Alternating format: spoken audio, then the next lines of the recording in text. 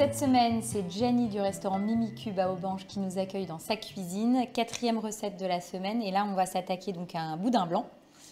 Tu vas faire quoi exactement, Jenny, avec ça? Dis-moi. Une petite poêlée de boudin blanc, pommes de terre grenaille et cèpes, accompagnée d'une petite salade de mâche. D'accord. Voilà. Donc que des produits qu'on peut retrouver Oui. facilement, pas très loin de chez nous. Voilà. Moi, les champignons, à la limite, ça c'est un cueilleur qui me les a ramenés, mais on peut champignons de Paris, pleurotes. On remplace par les champignons du moment. Si vous avez remarqué à votre magasin de légumes, s'il y a quelques champignons, des girolles, ça peut être sympa aussi.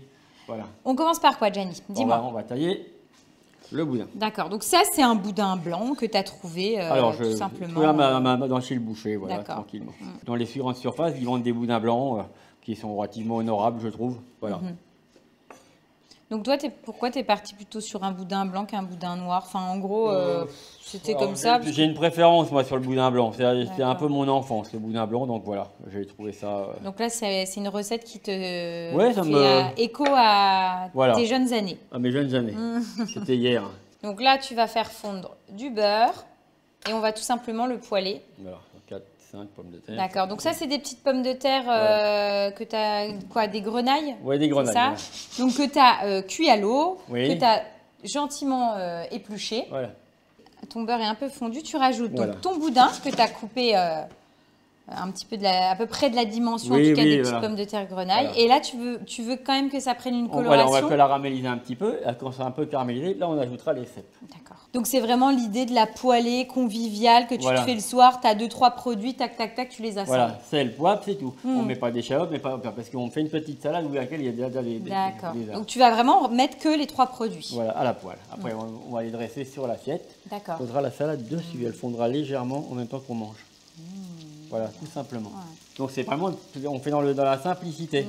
Oui, mais bon, après, tant qu'on a un bon produit, qui est bien assaisonné, et puis là, on va le poêler, il n'y a pas besoin de rajouter et d'ajouter encore des choses. Ça vous fait quand même 3 produits, plus les échalotes, oignons et la salade, ça va aller sur 5 produits. C'est bien. C'est assez. Voilà.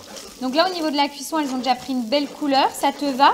Bien sûr, mais on va laisser encore un petit peu, tranquillement. Comme ça, je vais rajouter juste une petite ravouette de... Voilà. Un petit peu de beurre.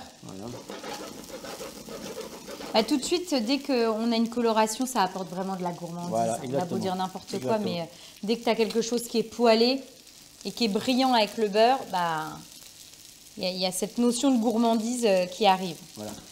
Et donc le boudin blanc, c'est pas du cochon. Non, c'est du veau. C'est quoi exactement farce de la veau. recette? Tu sais? Enfin, en général. Normalement, une farce de veau, c'est farce de veau, lait et mie de pain. D'accord. Normalement. Après, on peut transformer un peu, mais bon, voilà. En règle générale, c'est ça. En tout cas, c'est du veau. Voilà, c'est du veau. Donc là, c'est bon, la coloration, ça te va. C'est parti sur des cèpes, mais ça, c'est une recette que tu peux faire avec tous les champignons. Je pense avec d'autres champignons, oui. Girolles, champignons de Paris, shiitake. Pourquoi pas. Donc là, on termine la cuisson, on fait revenir l'ensemble. Et après, on n'a plus qu'à dresser. Est-ce que tu as prévu un petit jus avec ça ou pas? Moi, j'ai pas pris de petit jus, parce que je ne sais pas, comme on avait parlé ménagère, je ne savais pas, mais si la ménagère a un petit jus qui lui reste, d'accord.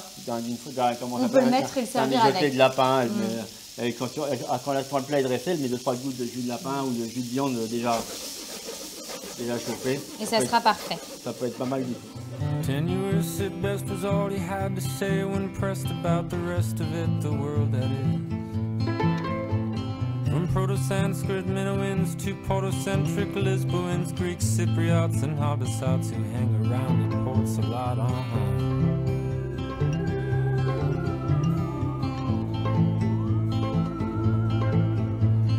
Here's the thing, start getting weird, watching this man with scratch the beards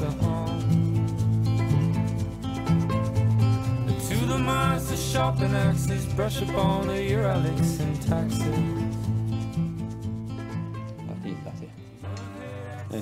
C'est bon, Jenny, apparemment. Ouais. Hein?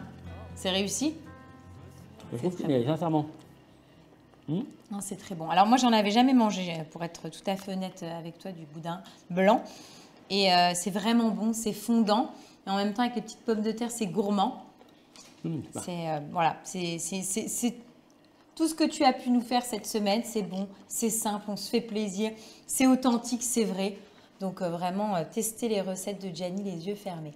On va terminer avec une petite recette, une petite note sucrée. On finit en sucré, hein? Bah bien sûr. Bah tiens. Oh, attends. Et alors dis-moi. Un petit panettone. Oui. Voilà, un petit panettone avec des pommes, des raisins. D'accord. Puis on va faire un petit alcool de jaune d'œuf. Voilà. D'accord.